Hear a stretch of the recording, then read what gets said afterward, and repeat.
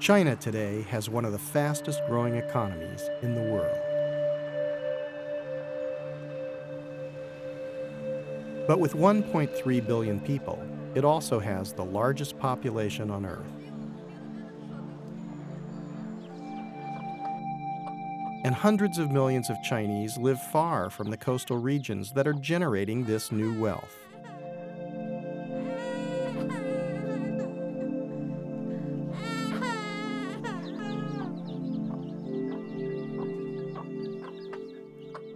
Hunger, sickness, ignorance, and an early death are too often the fate of those who are isolated and poor.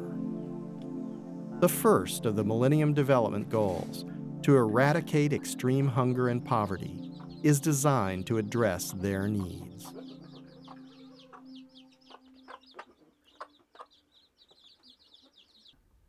改革开放初期的1978年，我们的贫困人口是2亿5千万人，现在下降的，目前的2900万人，贫困发生率由30.7%降到3%以下，这应该是个很了不起的成绩。不仅是中国历史上的一个壮举，对世界扶贫事业也是一个很大的贡献。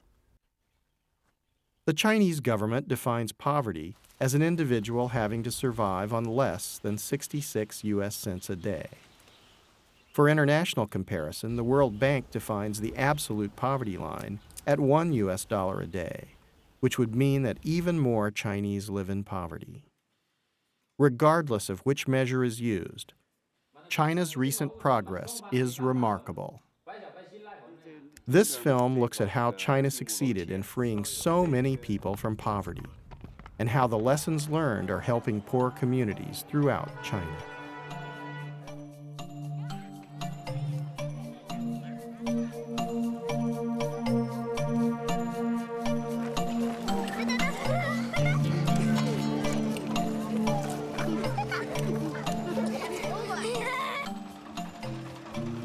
In 1978, China introduced a bold new policy. Known as Reform the Economy and Open to the Outside World, it began a process that has transformed China and the lives of ordinary Chinese. One of the first and most important changes to affect the rural poor was called the Household Responsibility System. This ended centralized agricultural planning and returned land used for communal farms back to individual families. This sweeping reform had the effect of freeing the productive capacity of hundreds of millions, and it became the single largest factor helping China's rural poor escape poverty.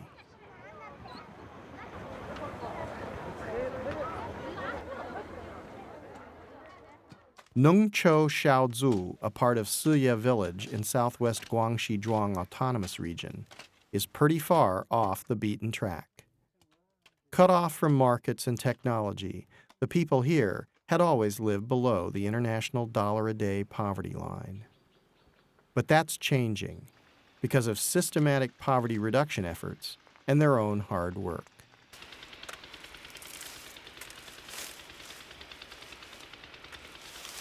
At 88, Wei Yongxin is the oldest person in the village.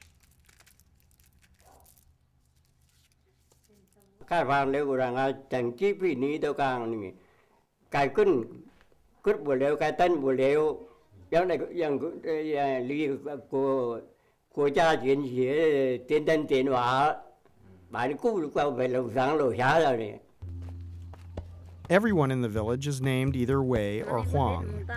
They belong to the Zhuang minority, one of 56 different nationalities in China. Between 1995 and 2001, the Chinese government, with the support of the World Bank, directed an investment of $463.6 million toward 35 of the poorest counties in the unique karst mountains in Guangxi, Guizhou, and Yunnan provinces. The Southwest Poverty Reduction Project has introduced a broad range of interventions and supported community efforts that have helped Nungqiu to develop and have shown the potential of comprehensive planned poverty reduction. For many, The project has literally lifted the darkness and brought them into the light. The introduction of electricity has meant mechanization and convenience, improved productivity, and greater income. But the best may be yet to come, as electricity allows for communications and computing technology to be introduced and assimilated. The villagers will be able to bridge the digital divide and connect with the wider world in ways they have never imagined.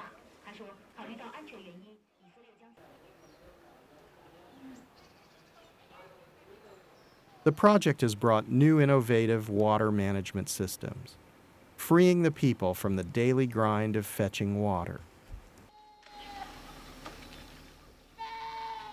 For as long as anyone can remember, each family in Nungcho collected firewood and brush from the hillsides to cook with. But as the population increased, they had to go further and further to find fuel, stripping the vegetation from the hillsides with serious consequences for the water cycle and soil stability. To halt the ecological degradation, the project and the people have begun to build methane digesters that convert animal and human waste into gas for fuel. 我们现在新建这个小机器，小机器主要是为了保护绿色工程。建成一个小机器，我们是5个人的洗饭、洗晒，都不用晒饵了。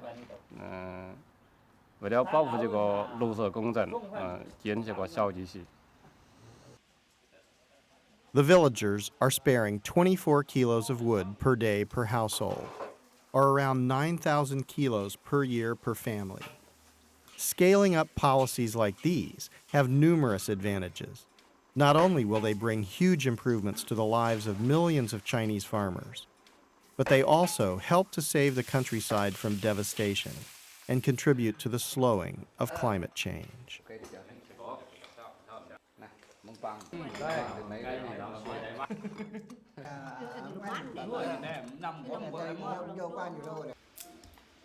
The project's innovative policies, coupled with the freedoms made possible by the household responsibility system, have helped the farmers of Nungcho to boost their productivity substantially. Improved seed and animal stocks have also helped increase income.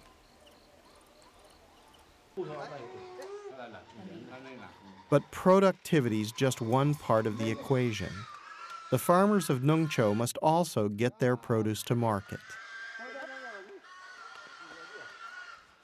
Situated deep in the mountains, this is not the easiest task. The nearest market town is Sanshi, 11 kilometers away. To link Nungcho with Sanshi, the project is building a road. Making it easier for people to get to town is stimulating the flow of products, information, and ideas. Major policies like reform the economy and open to the outside world and the household responsibility system have given China's rural farmers the freedom and incentive to improve their lot. Specific programs like the Southwest Poverty Reduction Project, designed to transfer technology, innovation, and ecological understanding, have given them the means to achieve this. China's farmers have done a lot, but there's still a long way to go. And where they're going is to work. Around 100 million Chinese from the countryside are now finding work in China's wealthier cities and sending the money back to their hometowns. Dagong, or labor mobility, has become a vital part of the Southwest Poverty Reduction Project. The trend reflects the realization that in order for the poorer regions to benefit from the economic boom, there must be flows of labor to the cities and capital to the rural areas. Government policies have been crucial in creating an institutional framework for poverty reduction. But equally important has been individual initiative and innovation. 社会各界的力量参与呢，就是我们组织动员社会各方面的力量，关心参与扶贫工作，比如说我们组织东部地区的以发达的一些省份，给贫困地区进行挂钩扶贫。One excellent example is Wenzhou, in China's coastal Zhejiang province, where 97% of the economy is privately held. Here, some leading enterprises and individuals are helping bridge the gap between agriculture and industry. Called lungtou or dragon heads, they are most often run by entrepreneurs with roots in China's peasant villages. They can qualify for special subsidies by meeting agreed targets for processing agricultural commodities, engaging rural labor in industry, and enlarging markets for rural produce.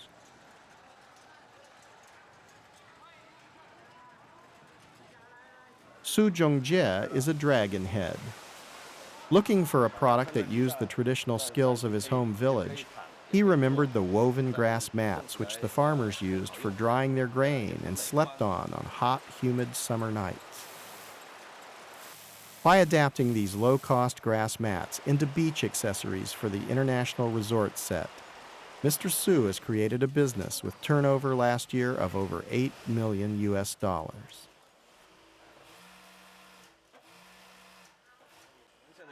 这个质量来战胜市场，所以我们这个订单越做越大。对这个消费者对客人来说，对我们这个产品啊，对我们这个产品评价都很好，说我们这个产品做得很美观、很好、很可靠。But the straw mat business is also contributing to structured poverty alleviation. The farmers produce the raw material during the winter in the same fields that grew rice in the more temperate seasons.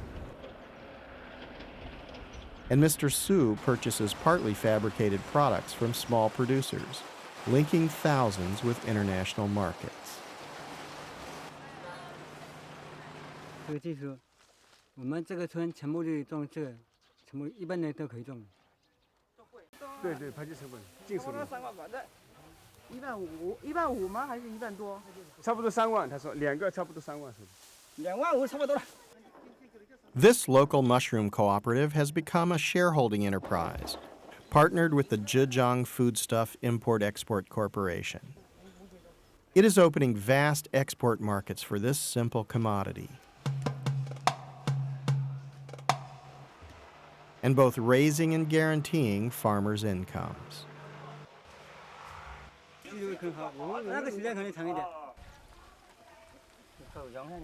Meifu roast duck of Wenzhou is famous.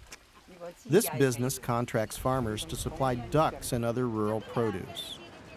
By roasting, packaging, and marketing these, Meifu is directly and indirectly employing thousands of Chinese farmers and helping to raise the standards of production and distribution of rural products.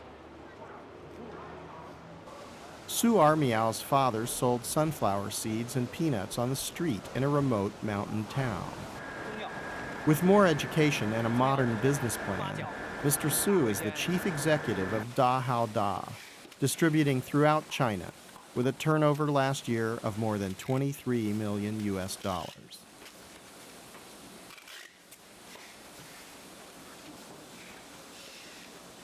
我长大了想当人民教师。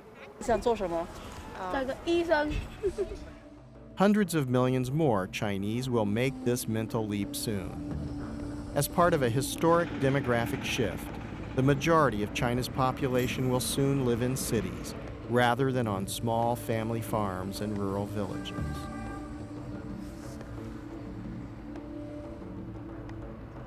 But China's population is so large that with no curbs on migration, its urban infrastructure could easily be overwhelmed.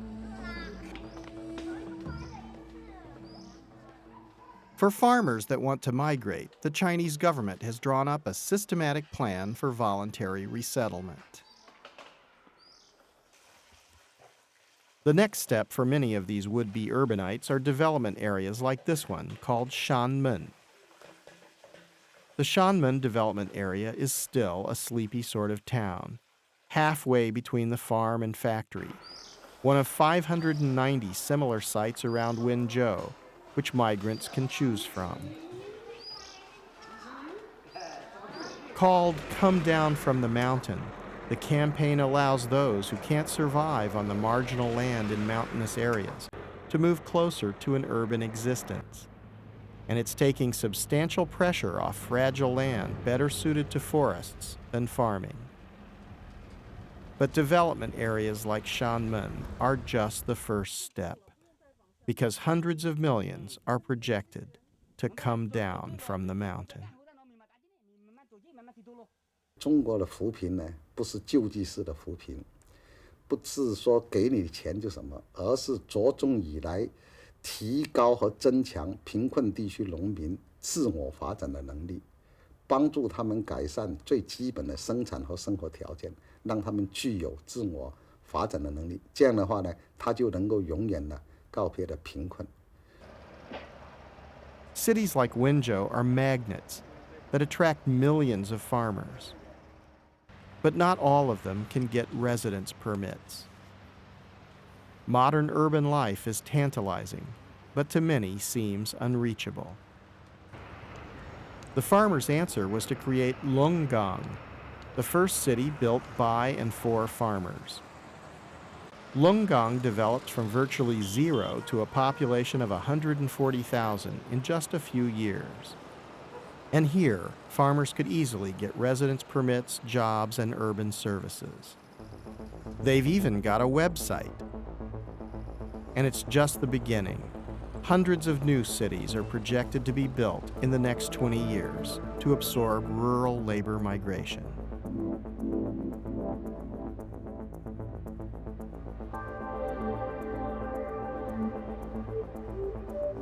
Another major factor in China's sustained growth has been foreign direct investment, particularly in special economic zones.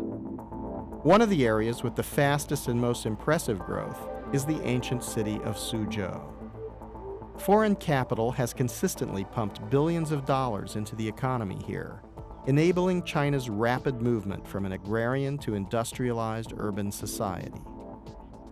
The level and quality of workmanship has rapidly reached international standards. Technology transfers like this and the income from export manufacture is fueling the growth of the eastern coastal areas. And the workers sending their paychecks home is helping develop the poorer regions.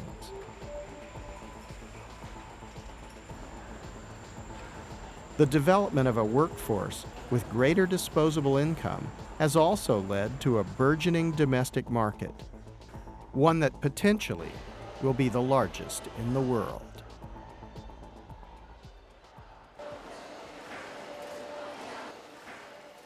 But for millions of Chinese, participating in this market remains a distant dream. 贫困地区呢，是一些自然条件、生态条件最差的一些地区。用中国话来说，现在剩下的是最难啃的硬骨头。所以呢，他们呢自身的条件差，所以呢社会发展严重的滞后，所以要扶贫要改变面貌相当难。To tackle the really hard parts, China has decided to go west. China's Western development effort is a vast program designed to transfer technology and capital from the more developed regions to the interior. Guohai Wang and his wife Zhou Sanlan grew up in Gongyigai village in China's Mongolian Autonomous Region. He remembers very hard times. 过去全部我们这都是秒杀了，就像拿我这儿住来这个地方，也是全部是沙。从7、8年，以后起初是连温饱问题也解决不了，吃不饱，穿不上。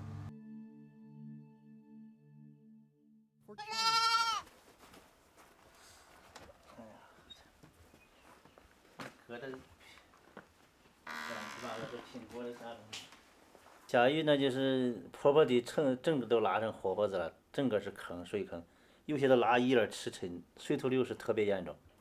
现在这就水土保持得很好，不管山上到沟里边，都把水固定在原来地方就存住了。这都是不管从雨滴坝、果敢坝，还有咱这10项项目栽树，这挖着跳跳，这都是把水土起码是控制住了流失的问题。10 years after the first warping dams and terraces were built, there is visible and measurable improvement. The warping dams have filled with silt and made flat fields in the ravines. New warping dams higher up have continued this until entire gullies have been covered. It has been proven again and again throughout history that human impact can destroy fragile ecosystems and especially disrupt the hydrological cycle. For China, with 22% of the world's population and only 7% of the world's arable land, the implications for poverty reduction of providing more fertile land are enormous.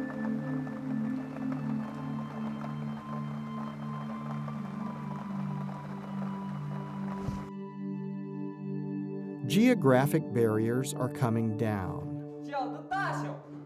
But the Chinese people are going up as well as out. This is most evident in education.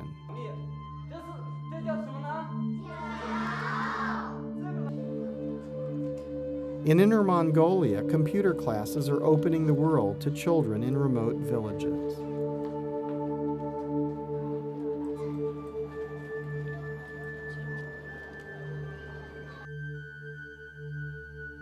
In Guangxi, they're still hitting the books at 10 in the evening.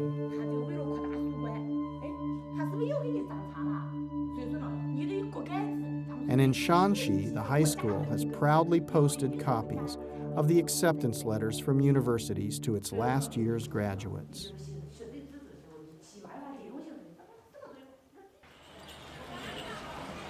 China has built a socialist market economy, which has been very successful in creating wealth. It has also created effective institutions for systematic poverty reduction.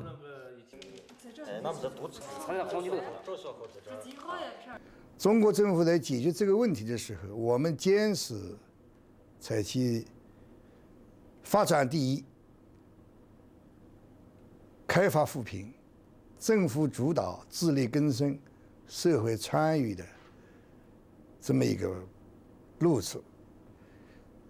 这是一个符合中国特点的解决贫困问题的路子。 The challenge is now whether China can do something that many other countries have failed to do, and that is to bridge the growing gap between those who have benefited from its amazing economic growth and those that have not.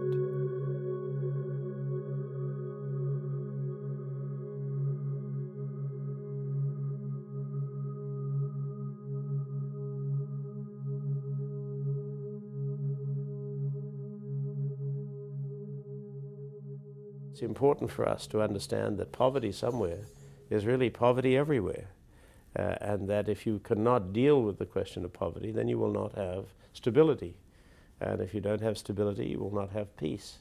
So this whole issue of global unity is a question in the end of global equity and of global peace.